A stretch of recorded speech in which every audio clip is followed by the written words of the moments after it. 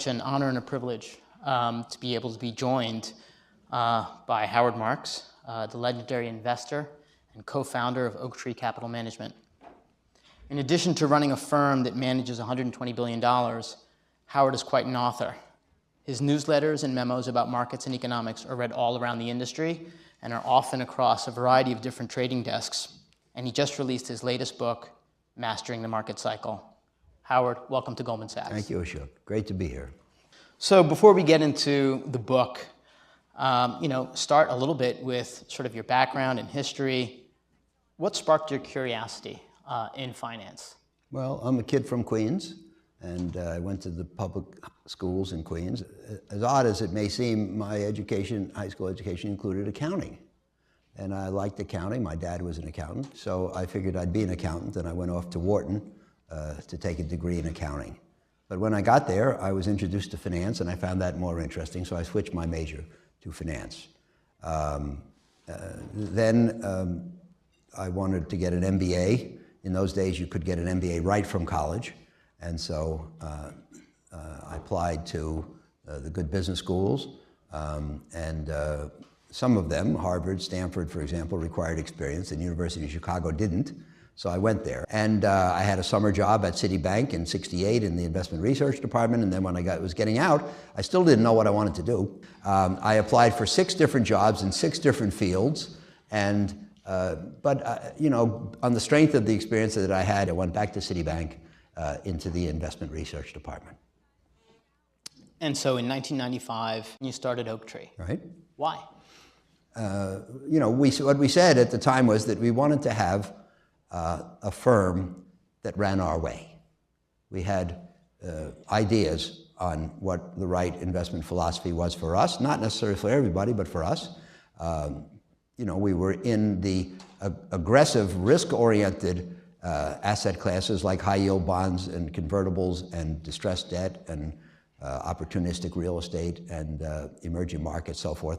And our approach was to be the controlled risk option in some risky asset classes. And that was a big part of our philosophy. And everything we do at Oaktree now runs according to the same philosophy. It's implemented differently because markets are different, but the underlying philosophy is the same, and it fits with our personality, it fits with our values, it fits with what our clients want, and so it's very holistic. I mean, did you ever envision Oaktree becoming what it is today? The alternative investment category, which is where I place us, went from being an oddball sideshow that you might put a little into to spice up your portfolio to a respectable component of investing, number one. And so, we started in 95. At the end of 95, we had $5 billion under management, and at the end of 97, we had $10 billion under management. And I would say that at the end of 2006, we probably had 35. But one of the things that really changed is that in order to pull the world out of the global financial crisis, the central banks pulled down the risk-free rate from, let's say, 3 or 4 to 0 or minus. And most institutional investors have the concept of a required return. Pension funds basically need 7.5 or 8. Most endowments need 8 in order to pay out 5 to support the institution, earn 2 to cover inflation, and 1 to cover administration. So most US institutions need 7 to 8. And today, for example, and by the way, remember that rates have come up a great deal in relative terms. So today, cash pays 1, 5-year pays 2, the 10-year pays 3, high grades pay 4, high yield pays 6, stocks are expected to return 5 or 6. And so the investors have had to turn to alternative investing to get the returns they need in a low return world. And my late father-in-law would call these people handcuff volunteers. They're not doing what they necessarily want to do, they're doing what they have to do to get the returns they need. And so that has produced enormous cash inflows to all alternative investment firms. So along those lines, if you look at really probably up until July 2016, maybe after Brexit, if you want to mark an inflection point, we've been in this sort of disinflationary bull market run in bonds for really close to 30 years. Yes. And so if we are, again, no longer in a bull bond market, forget about calling it a bear bond market, right. How do you think about that? How do you think about, the impact on Oaktree, but more specifically, the impact on how you would invest? So, where are we? First of all, if you look at history, history says that zero, or even where we are today, is unnaturally low relative to the strength of the economy and inflation.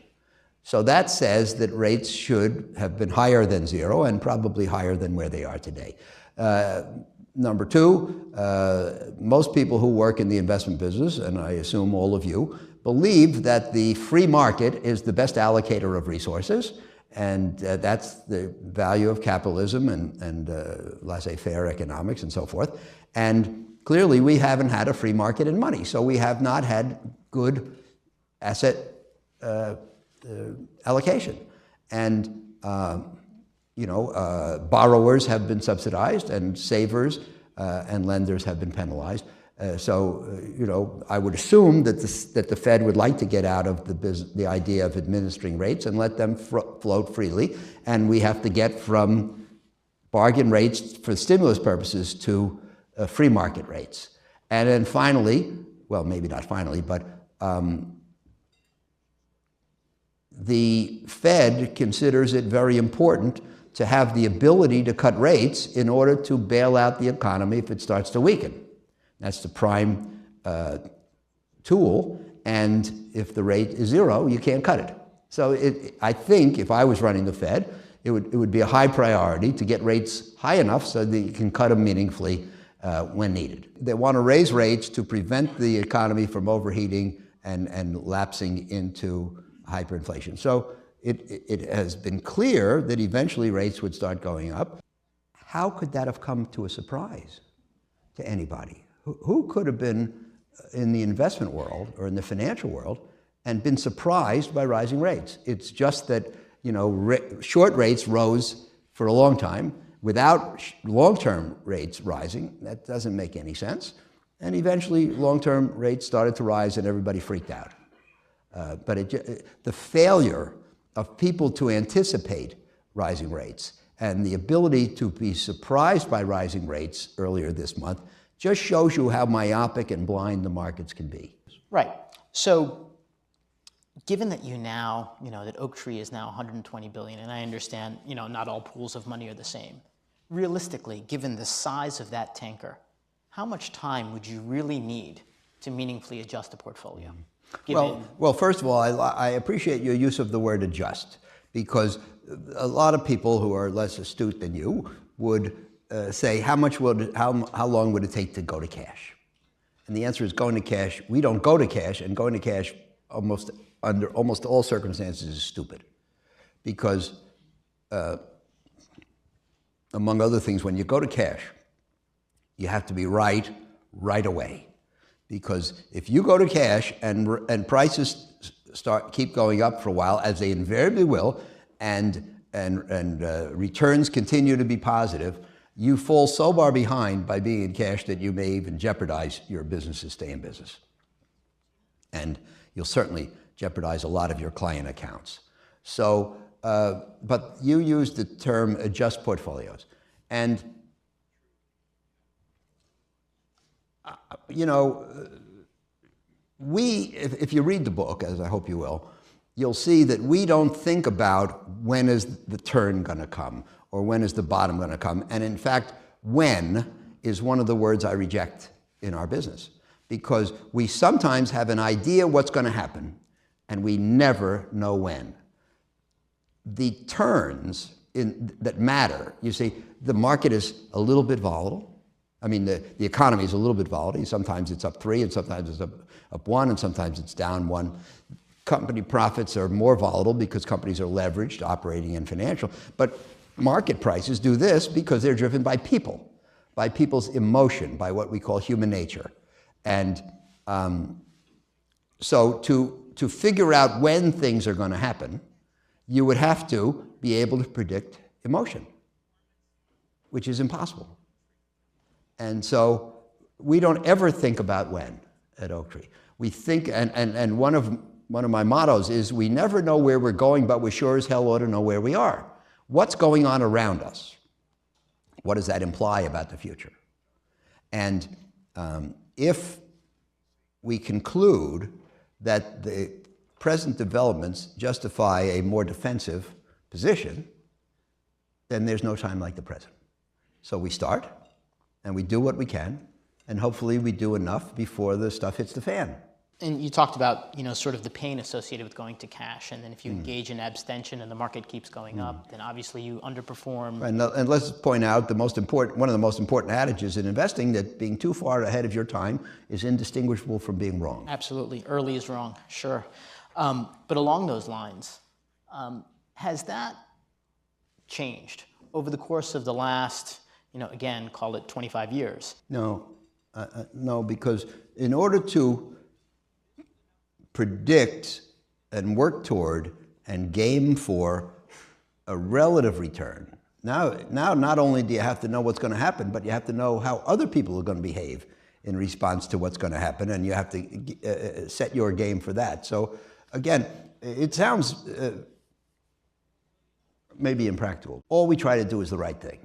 If prices are too high, if risks are too high, if interest rates are too low, then if the economy seems to be getting old, then we try to reduce our risk. And obviously we came through pretty formidable financial crisis and ensuing recession. Where do you think the market is with respect to remembering the financial crisis of '08, and how much do you think that is manifesting itself in investor behavior? John Kenneth Galbraith said in his book, Short History of Financial Euphoria, that one of the outstanding characteristics of financial markets is shortness of memory. Now, it's not that people are stupid or their brains don't work, but what it is that sitting here on this shoulder, you have memory of the past and resulting prudence. And you say, well, the last time the market went up this much and this fast and this far, bad things happened. And the last time the PE ratio was 20 and so forth, and the spread was inverted, or whatever you want to look at, bad things happen. So I'm going to cut my risk. That's sitting here.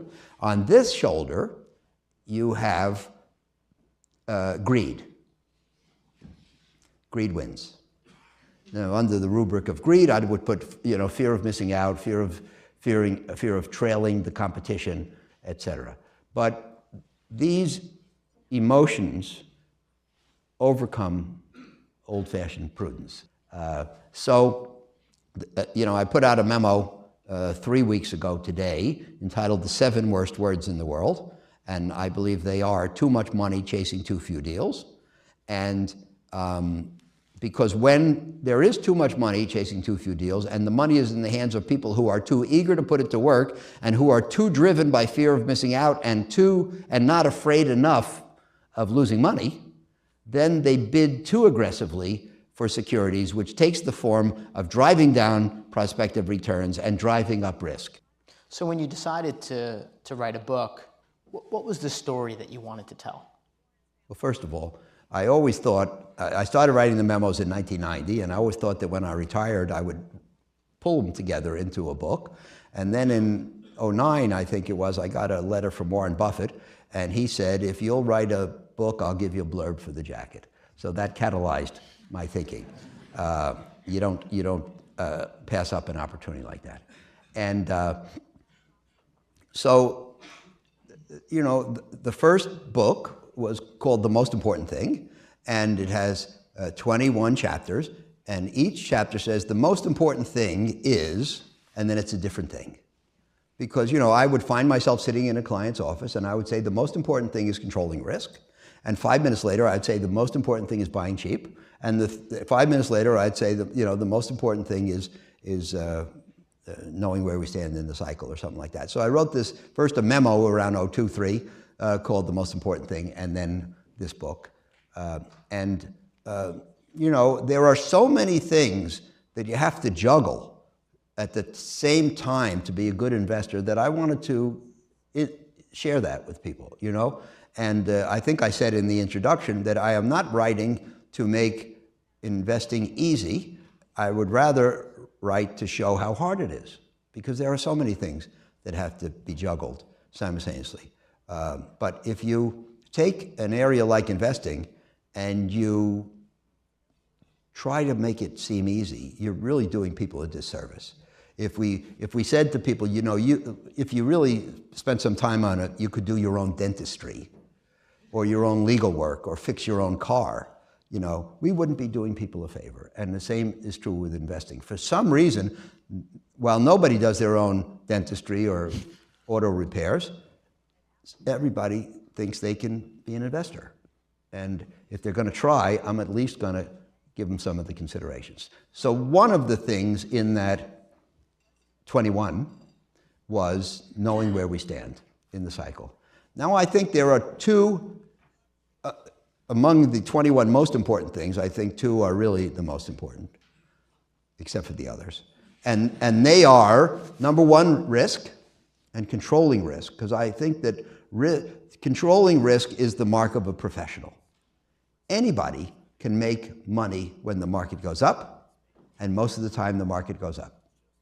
And anybody who takes above average risk can do above average when the market rises.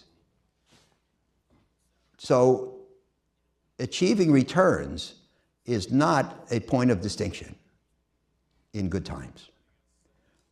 In my opinion, the distinction of a superior investor is achieving returns in good times with the risk under control. Because you never know when the environment is going to shift from favorable to unfavorable, and the question is, are you prepared? You know, somebody who, if the market's up 10 and you're up 12 and the market's down 10 and you're down 12, you didn't accomplish anything. The question is, can you make more in the good times than you give back in the bad times? And then I think the other thing that's most important is the cycle and where we stand in it. I don't believe in predicting the future. We never know where we're going. We should understand the present. And where we are in the present, where the market is relative to its cycle, tells you something about the odds that govern the future. Doesn't tell you what's going to happen tomorrow, but I believe that we can only understand, since the world is an uncertain place filled with randomness, we can't know what's going to happen in the future. But those of us who see the world more clearly than others can have a superior understanding for the probability distribution that governs the future. What things can happen, which are most likely, which are somewhat likely, which are unlikely. If you have that consistently, you are a superior understander, and you can be a superior investor. So I think the question is, what today is the probability distribution that governs the future? And one of the things I say in the book, which I'm happy with, is that the future, investment performance in particular, for me, is like a bowl full of lottery tickets. You never know which ticket's going to be chosen. Sometimes the bowl has 70% winning tickets and 30% losing tickets. Sometimes it has 70% losing tickets and 30% winning tickets. Wouldn't it be nice to know the difference? I think it's possible. But you want it, when it's 70% winners and 30% losers, you want to go all in. You want to invest heavily in aggressive securities. And you reach into the bowl, or maybe the gods of fate reach into the bowl, and they pull out a ticket, and it's a loser. So, you know, as my best friend Bruce Newberg says out in California when we play backgammon, which is a game that's dominated by dice, there are probabilities and outcomes. We can get the probabilities on our side. That does not ensure a favorable outcome, but it's the only thing we can try to do so, and that's what the book is all about. How did being a writer and author make you a better professional? And specifically, how has it accrued to Oaktree to basically have you out in the public domain as an author? When I write the memos, I always think of something that I didn't have in mind before I started the memo. I'll give you a simple example, since we've been talking about risk and probabilities. In '06, I wrote a memo with a clever title, Risk. And I tried to put down everything that I could think of about risk that I knew. And so I'm sitting there typing it out, and I wrote that you can't measure risk in advance. You can't quantify risk in advance. And I think that's true. You can't measure risk even after the fact. You buy something for $100. A year later, you sell it for $200. Was it risky? Maybe. The point is, in my opinion, you can't measure risk even after the fact. And that's something that This revelation came through writing. Yep. I literally hadn't thought about it before I sat down.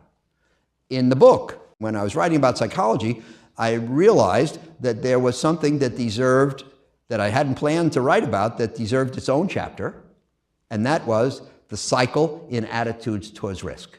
Because I think that the way people think about risk has an enormous impact on the market, and it changes volatilely.